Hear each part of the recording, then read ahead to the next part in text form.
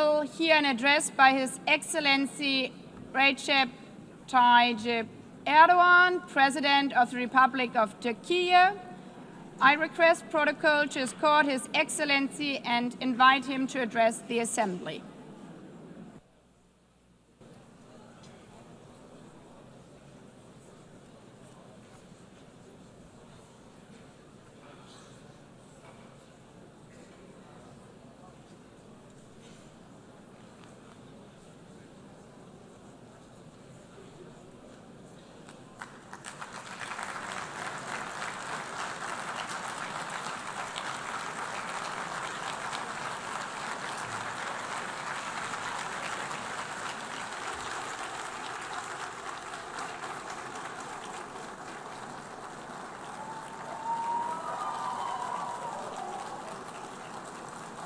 Sayın Başkan, Excellency President of UNGA, Excellencies Heads of State and Government, Distinguished Secretary General, distinguished delegation members, on behalf of myself and my nation, I greet you all with most heartfelt feelings.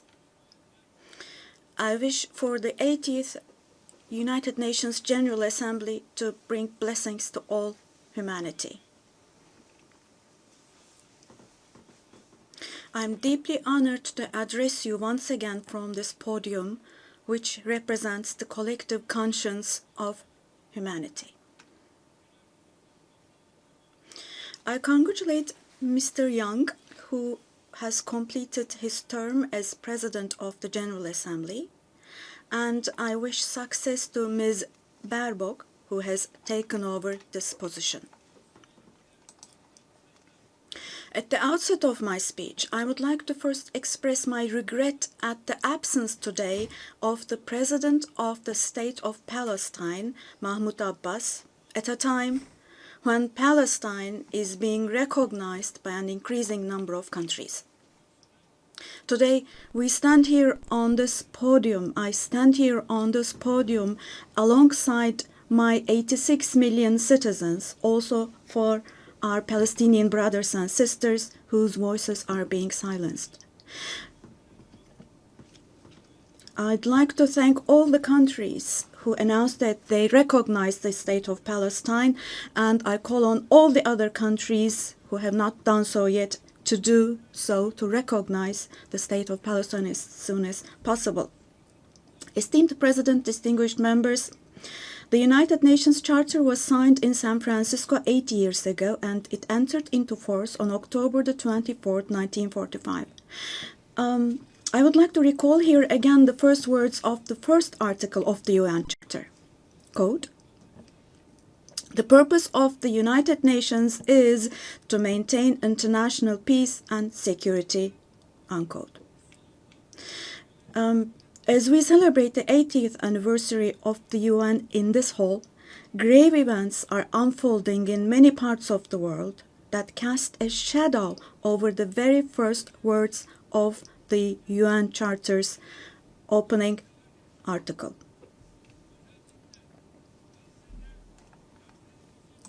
Particularly in Gaza, right before our very eyes, genocide has been going on for over 700 days now. Even as we gather here, as we speak now, Israel is currently massacring civilians in Gaza.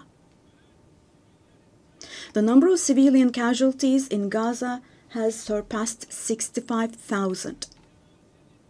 Unfortunately, the number of people who are still trapped under the rubble is not yet known, and more than 20,000 of those who died were children. For the last 23 months, a child has been murdered by Israel in Gaza every hour. Yes, every hour. These are not just figures, dear friends. All of these, each one of these is a person, a human being, innocent people. People are now being killed not with weapons, but with the weapon of starvation. In the 21st century, under the gaze of the civilized world, 428 people died of starvation. Out of those 428, 146 were children, and this number is increasing every day. Now, I will show you a photo, which is a picture from daily life in Gaza. The first photo, as you see, these are people. These are women with these cups that they are holding in their hands, cups and buckets. Just feel your conscience and answer the following question. Can we possibly have a reasonable reason for this brutality in 2025? But this shameful picture in Gaza has been unfolding and is being repeated every day for 23 months now. And there are 2.5 million Gazans who live in 365 square kilometers. And every day what happens is they are being dragged from one place to another. The healthcare infrastructure of Gaza is completely collapsed. Doctors have been killed or they have disappeared while under custody. Ambulances have been hit. Hospitals targeted and destroyed. Treatment is not possible. Surgery is not possible. It's not possible to find medications. Now, dear friends, now, as Tayyip Erdogan, with a heavy heart, with my heart bleeding here, I am telling you, innocent little ones, just 2 or 3 years old, without hands, arms, or legs, have become, unfortunately, a common sight to see in Gaza.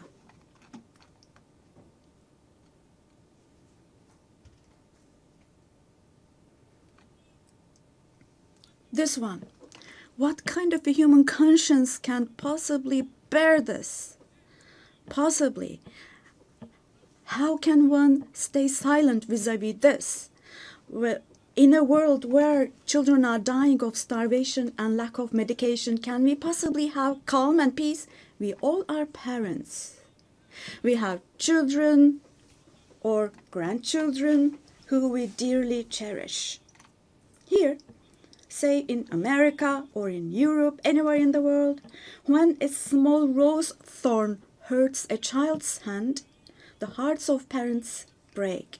But in Gaza, children's hands, arms, and legs are being amputated without anesthesia.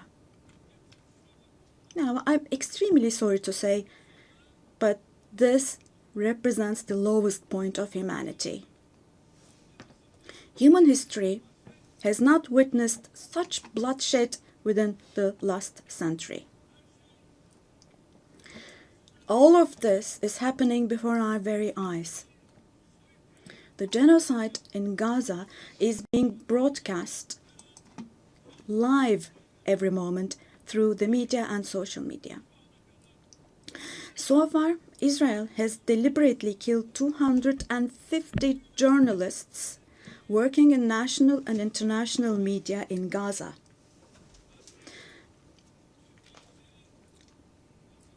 And they have closed all the entrance into Gaza, but they still have not been able to cover up the genocide. I wholeheartedly support Secretary General Guterres because he consistently draws attention to the ongoing genocide in Palestinian territories, and I would like to once again congratulate him for his courage.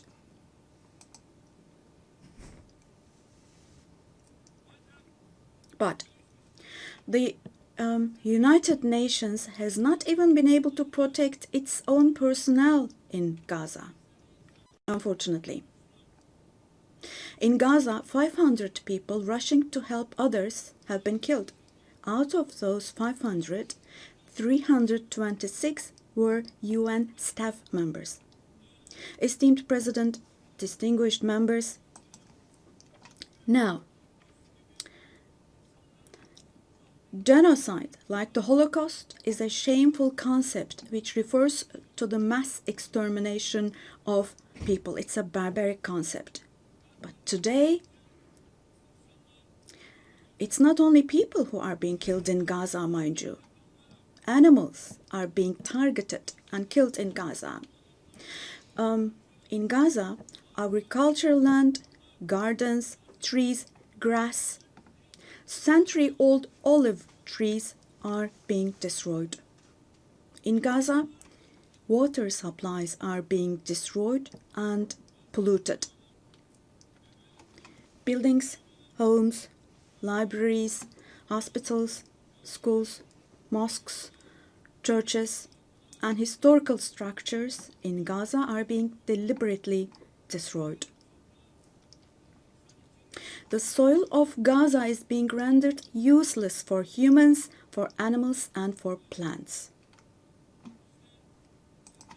So now let me show you yet another photo. And let me ask you here, look at this photo. What could this photo here possibly have to do with security concerns? This is being against life, don't you think? Let me state this openly from this podium. There is no war in Gaza. We cannot possibly talk about the presence of two sides in Gaza. Because in Gaza, on one side, there is a regular army with the most modern, most lethal weapons, and on the other hand, there are innocent civilians, innocent children. This is not fight against terrorism. This is an occupation, deportation, exile, genocide, and life destruction, mass destruction policy carried out by invoking the events of October the 7th. Today, while Gaza is being destroyed under the pretext of Hamas, concurrently, simultaneously, the West Bank, where Hamas is not in power, is also being occupied step by step, and innocent civilians are being massacred through executions. Moreover, Israel is not limiting itself to Gaza and the West Bank only. By launching attacks on Syria, on Iran, Yemen, and Lebanon, Israel is also threatening regional peace. Just recently, an Israeli attack took place against a delegation meeting in Qatar for ceasefire negotiations. The attack on Qatar has also shown that the Israeli leadership is now completely out of control. Netanyahu is not obviously interested in forging peace or releasing the hostages. Not only Israel's neighbors, but all countries in the Middle East are subject to the Israeli government's reckless threats. And we must realize the following. Due to the increasing aggression of Israel, in Europe and the West in general, the values that emerged after the Second World War have been eroded. The most fundamental human rights, such as freedom of expression, freedom of the press, freedom of assembly and protest, women's rights, children's rights, democracy, equality, and justice, have been shelved away. At this point, we all have to see the following truth, my dear friends. The Israeli government, driven by an obsession with the promised lands, is openly threatening regional peace and the shared values of humanity.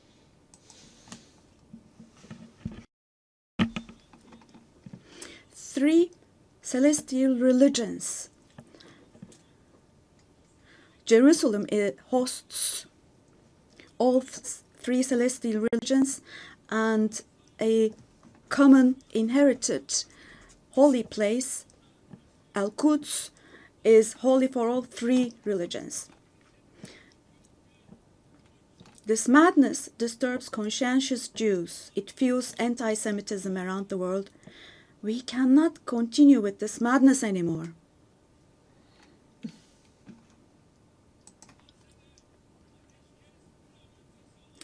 We have to have ceasefire in Gaza as soon as possible. Attacks should stop. Humanitarian aid should be able to enter with no obstacles. The genocide team should be held accountable vis-à-vis international law. And God willing, this will definitely happen. Vis-à-vis the barbarity taking place in Gaza, everyone who is keeping silent is accomplice to this barbarity. From here, I would like to call on all the heads of state and government. Today is the day. Today is the day to stand firm alongside the oppressed Palestinians and alongside humanity. While your peoples back home are reacting to the barbarity in Gaza, do show the courage to take action here. Fulfill your humanitarian duty toward Gaza, where children are raising children. On this occasion, I would like to say the following. There are peoples all around the world who are taken to the streets. Unarmed activists and volunteers from different countries of the world, academicians, students, journalists, everyone, all the defenders of Palestine. I would like to say to them, thank you so much, and clear bows and favorable winds for their actions. Esteemed delegation members, for 13 years, I have spoken to you from this platform about the oppression and conflicts in our neighbor, Syria.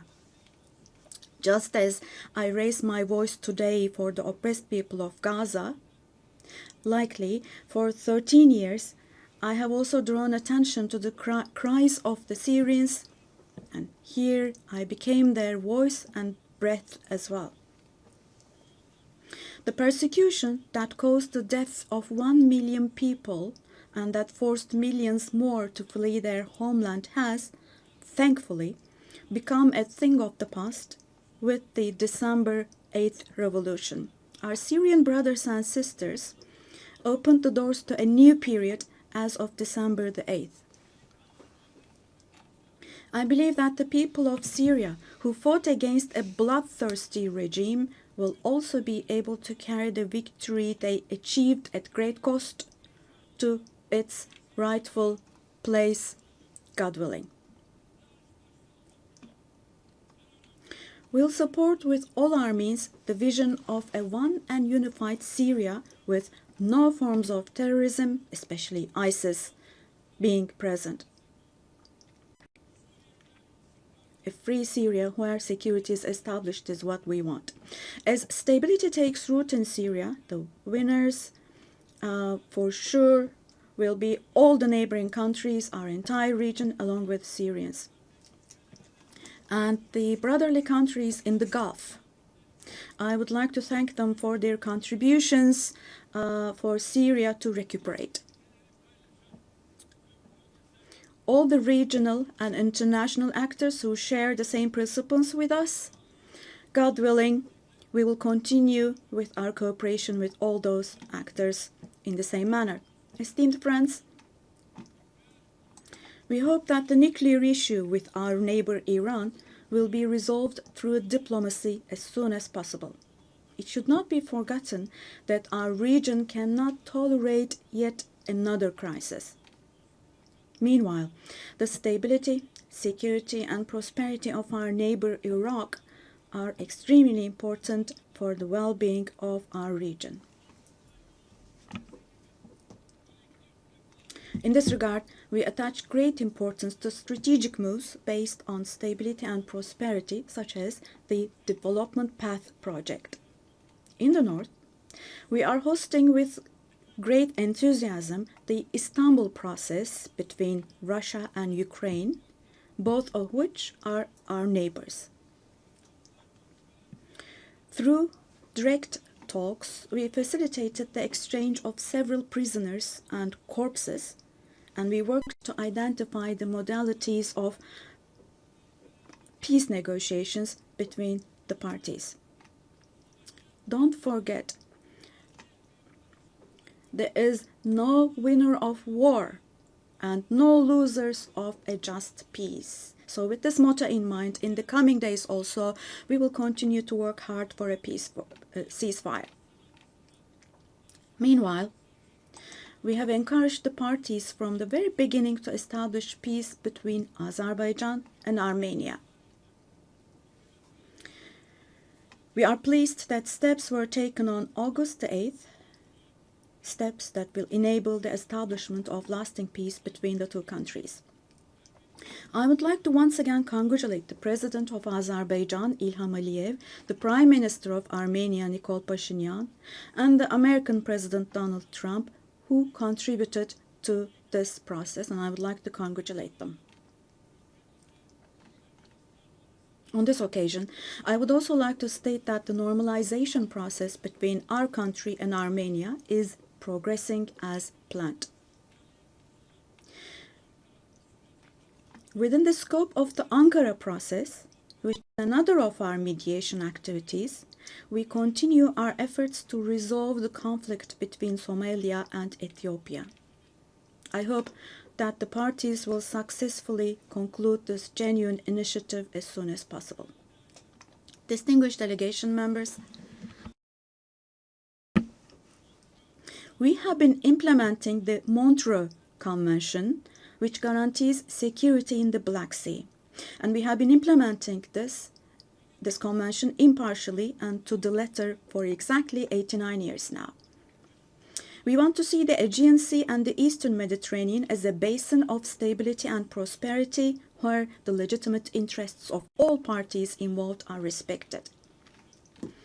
We are ready for constructive cooperation on all issues, particularly on energy and the environment, and we expect the same approach from our neighbors. On this occasion, I would like to particularly underline that projects which exclude Turkey and the Turkish Republic of Northern Cyprus in the Eastern Mediterranean, such projects which exclude us will not be successful. Turkey has rights and authority in the western part of the island of Cyprus, while the Turkish Cypriots have legitimate rights in the areas surrounding the island. An Eastern Mediterranean Conference, which we have proposed before, would contribute to finding common ground. Resolving the Cyprus issue has been tried many times before, but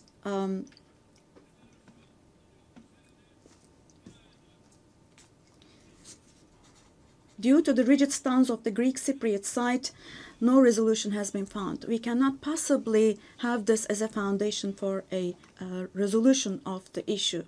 There are two separate states and two separate peoples on the island of Cyprus. Turkish Cypriots are equal owners of the island and they will not accept being a minority.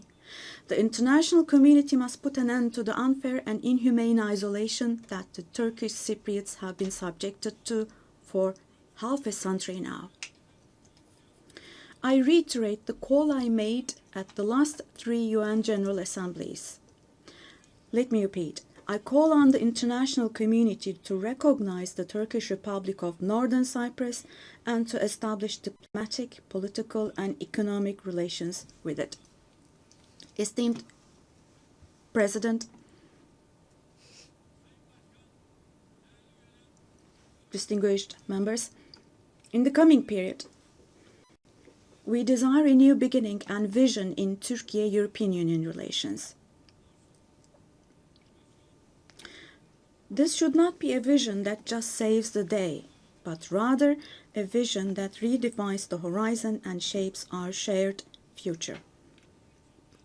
For this, it is of course important that the European Union is as willing and determined as we are.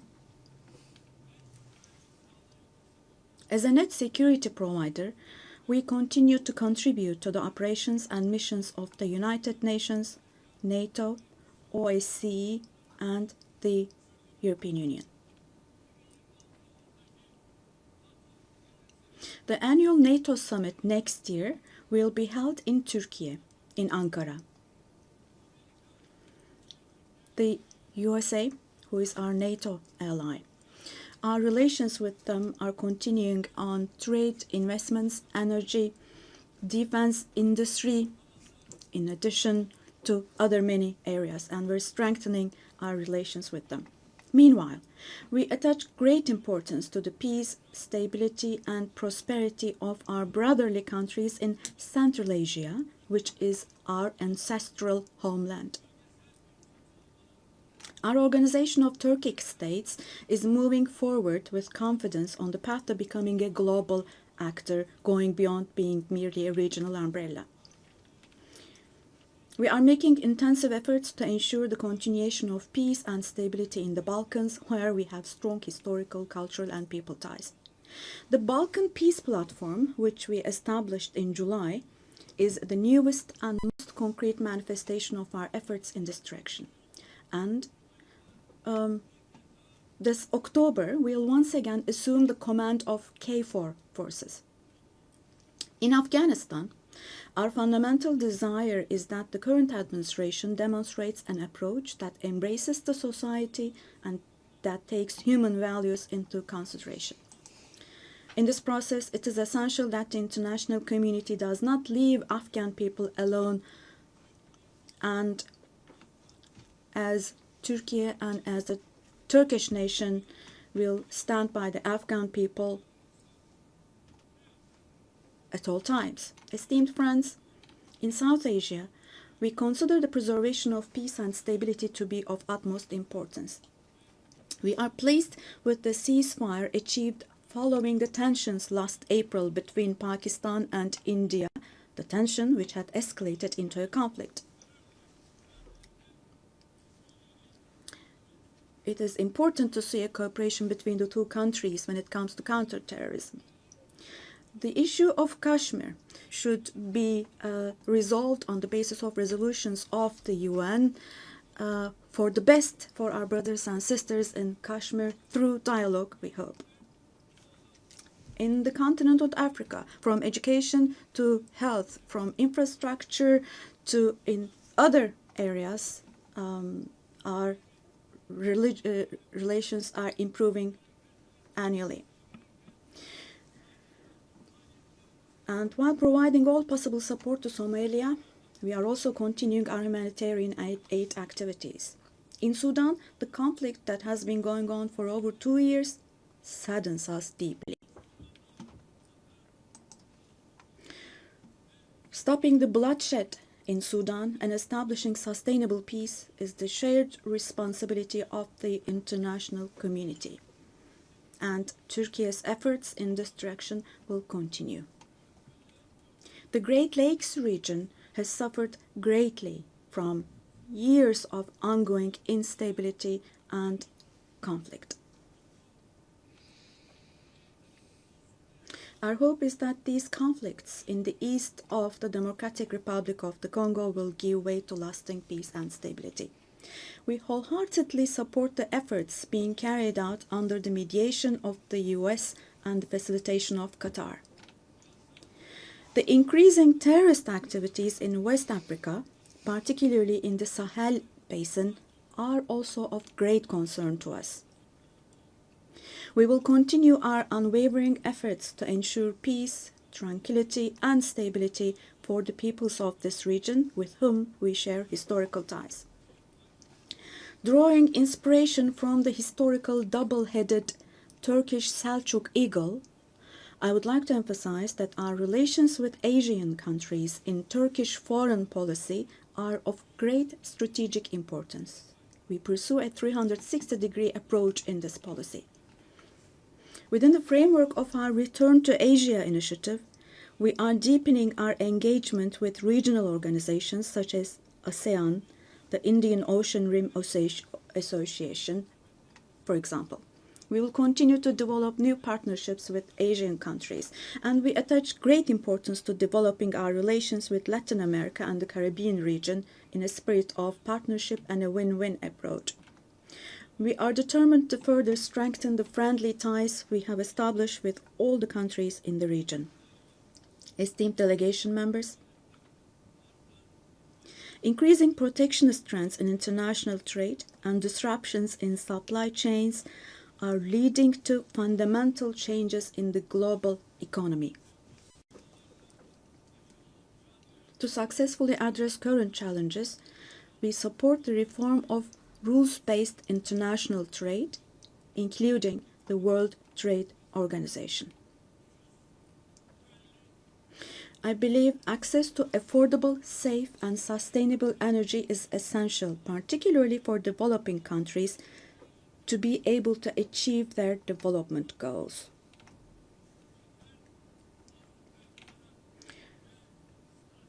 We are resolutely advancing the strategically important Trans-Caspian East-West Middle Corridor project, which extends from China to Europe.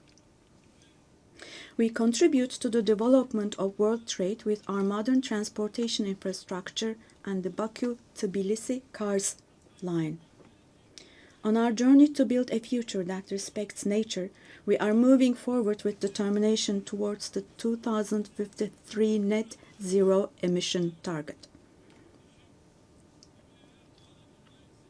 We are pleased to observe that the zero waste movement, under the patronage of my wife Emine Erdoğan, has grown in waves around the world every year, reaching more people and hearts.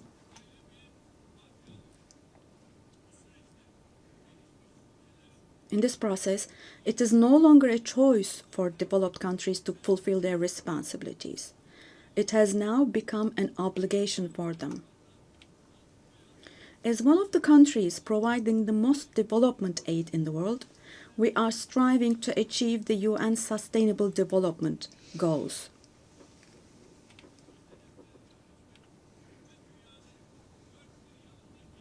To achieve the 2030 goals, and to enable hundreds of millions of people around the world to live with dignity, we advocate for aligning the global financial architecture with the principle of leaving no one behind.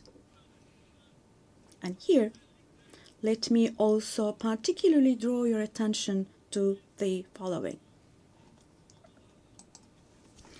While we grapple with geopolitical challenges, humanity is also witnessing an extraordinary leap forward in artificial intelligence, AI. The transformative power and the benefits offered by these technologies, no society should be deprived of these benefits. AI technologies should be used for the benefit of humanity, not as a new tool of domination. The UN Technology Bank for the Least Developed Countries, which we host in Turkey, plays a critical role in closing the digital and technological gap.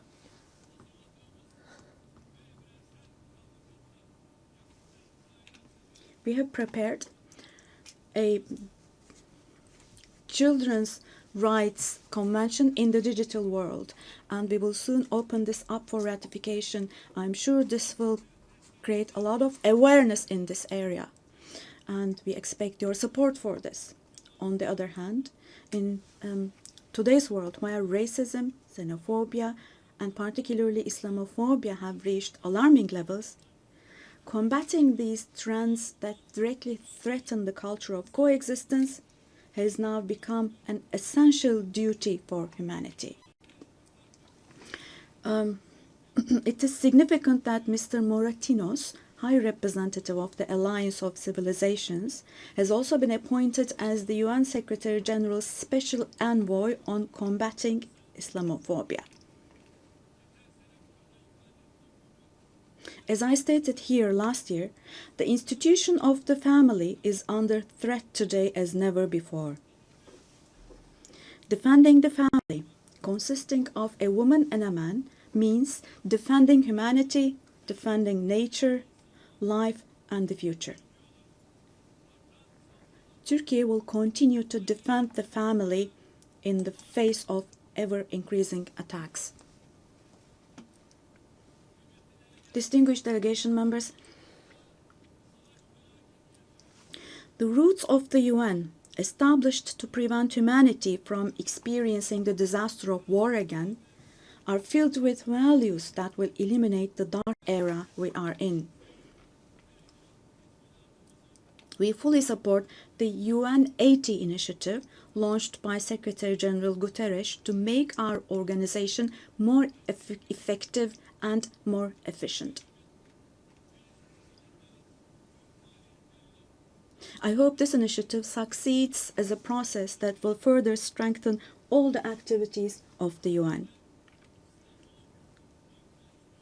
I express our readiness to provide strong support to this process, also driven by our vision of making Istanbul a UN hub.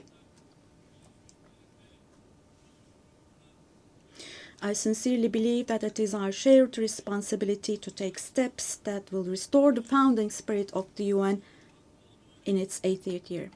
We will continue to say, the world is bigger than five until a system is established where the righteous are powerful, not the powerful are righteous. Our duty is not to abandon the system, but rather to repair it and to make it work again. Without a doubt, a more just, a fairer world is possible. Turkey will patiently continue its fight for the construction of a more just world. So may God help and aid us all. Once again, let me greet you all with kind regards and thank you.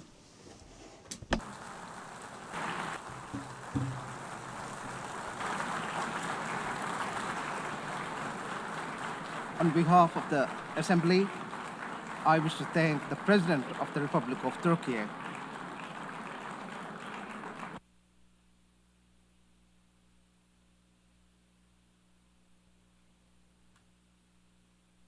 The Assembly will hear an address by Her Excellency Dina Ercilia Boluarte Segara, President of the Republic of Peru. I request protocol to escort Her Excellency and invite her to